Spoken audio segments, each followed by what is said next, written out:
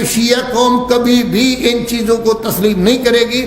گویا کہ اس وقت متعصب ترین آدمیوں کو بٹھا دیا گیا ہے، شفقت محمود نے بٹھایا ہے، اہل بیت کا خیال نہیں کیا گیا۔ مسجد تو مسلمان بناتے ہیں نا، کافر تو نہیں بناتے، لیکن آگے جو رپورٹ دیتے ہیں وہ رپورٹ کچھ اور ہوتی ہے۔ تو انہوں نے ایک بہت اچھا کام کیا ہے کہ تمام لوگوں کے لیے ایک ہی سلیبس بنایا گیا ہے، پہلی جماعت سے لے کر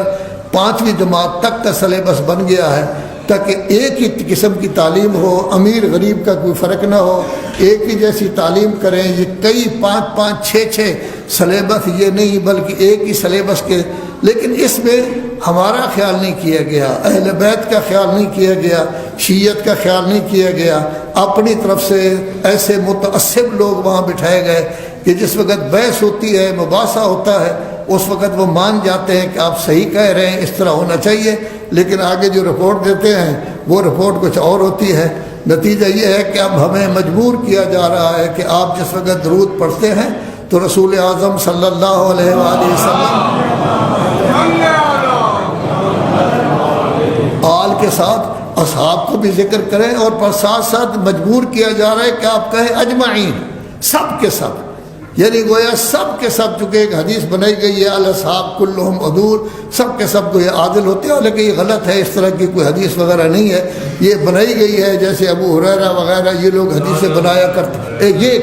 کام نہ کریں، سب کے لیے کوئی بھی بچا ہوا نہیں۔ اس میں کوئی شک نہیں کہ قرآن مجید کی روح سے اصحاب کی 3 قسمیں ہیں۔ کچھ ایسے اصحاب ہیں جو ٹاپ کی شخصیتیں ہیں، جنہوں نے خون دیا، جنہوں نے اپنی جان قربان کر دی، اسلام کے لیے وہ بہت زیادہ محبت کرتے تھے، رسول اعظم صلی اللہ علیہ وآلہ وسلم سے ان کو محبت کرتے تھے، ہر جنگ میں وہ باقاعدہ لڑے ہیں،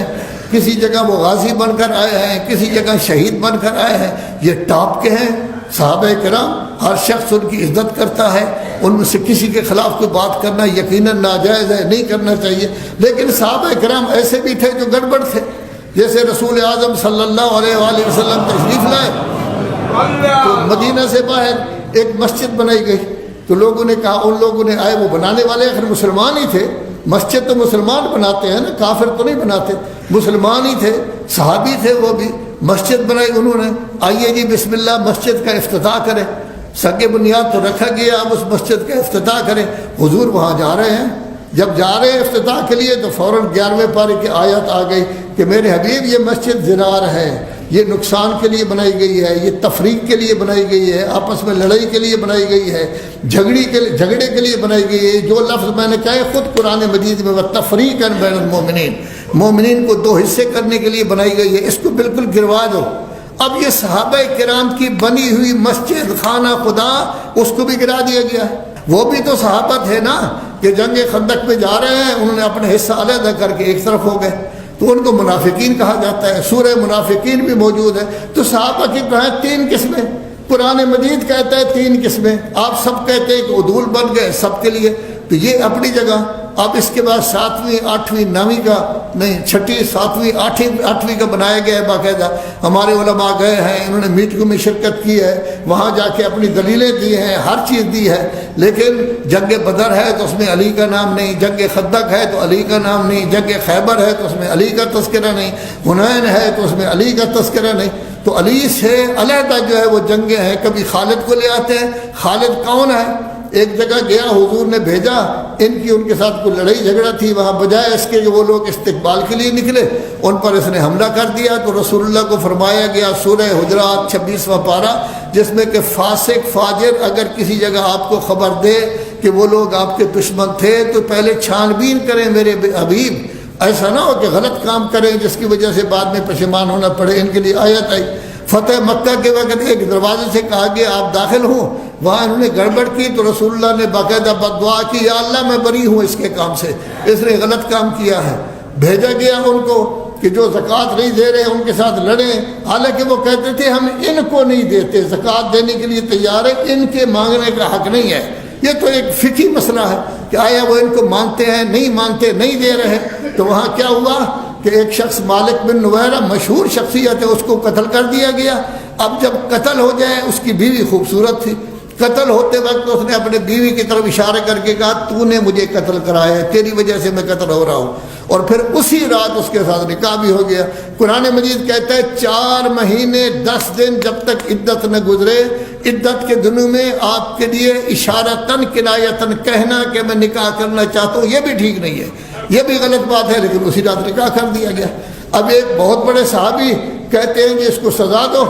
دوسرے صحابی کہتے ہیں نہیں نہیں نہیں نہیں، اللہ تبارک و تعالیٰ نے جس تلوار کو اوپر پھیلایا تھا وہ تلوار چلتی رہے گی۔ خود صحابہ کرام میں سے کسی ایک کا قول صحیح ہوگا، ایک کا غلط ہوگا۔ جنگ صفین میں ایک طرف مولا کائنات تھے، دوسری طرف امیر شام تھا۔ غرض ہے کہ یہ کہنا کہ تمام صحابہ اس قابل ہے یہ نہیں ہے، اور اب بھی جو کچھ کیا ہے اس میں اہل بیت کو ایک طرف کر دیا گیا ہے، ان کا تذکرہ تک نہیں کیا گیا۔ اگر کہا گیا کہ مباہلے میں آپ کہیں کہ اہل بیت ہی صرف گئے تھے اور کوئی نہیں، کہنے لگے نہیں نہیں اہل بیت میں تو ازواج بھی ہیں، ازواج بے شک ہو جائیں، ہمیں کوئی انکار نہیں، بے شک 20 زوجات وہاں بھیج دیں، لیکن وہاں تو آئی تھی تو رسول اللہ نے کہا تھا بہت اچھی ہیں، آپ کو سرٹیفکیٹ دے رہا ہوں، اچھا ہی کہا، بہت اچھی ہیں، لیکن چادر میں نہیں آ سکتی۔ ساری دنیا کہتی ہے سنی شیعہ کہ چادر میں فقط 5 تھے تو ازواج کو خام خواہ داخل کرنے کی، تو گویا اب جو ہے نہ وہ ہم نے جو رائے دی ہے وہاں جب وہ رائے بھیج رہے ہیں، کہا گیا ہے کہ ہمیں بھی ایک کاغذ دو دستخط شدہ جس سے پتہ چلے کہ ہماری رائے کو مانا گیا ہے، نہیں دی۔ پھر آپ نے وہاں کیا بھیجا ہے اس کی ایک کاپی دو، اس کے لیے دینے کے لیے تیار نہیں۔ آج یا کل اعلان ہو رہا ہے، گویا کہ اس وقت متعصب ترین آدمیوں کو بٹھا دیا گیا ہے، شفقت محمود نے بٹھایا ہے کہ جن کے پولنگ ایجنٹ بھی کافی شیعہ حضرات تھے، نوجوان جن کے لیے کام بھی کرتے رہے، بٹھا دیا ہے۔ وہ متعصب لوگ کوشش کر رہے ہیں کہ اہل بیت کا کسی جگہ نام نہ آئے، اہل بیت کا تذکرہ نہ ہو، صرف صحابہ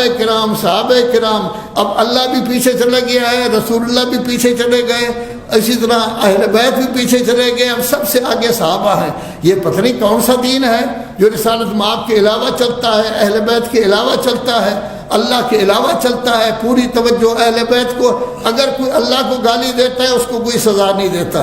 اگر کوئی رسول اللہ کے بارے میں بات کہتا ہے، حتیٰ شاہی مسجد میں رسول اللہ مرتبات کہا گیا تب بھی کوئی بات کرنے کے لیے تیار نہیں، لیکن اگر صحابہ کے بارے میں ہو تو اہل بیت کی مخالفت یہ اگر حقیقت چل رہی ہے تو ظاہر ہے کہ اگر اس طرح کی کوئی چیز ہے تو شیعہ قوم کبھی بھی ان چیزوں کو تسلیم نہیں کرے گی۔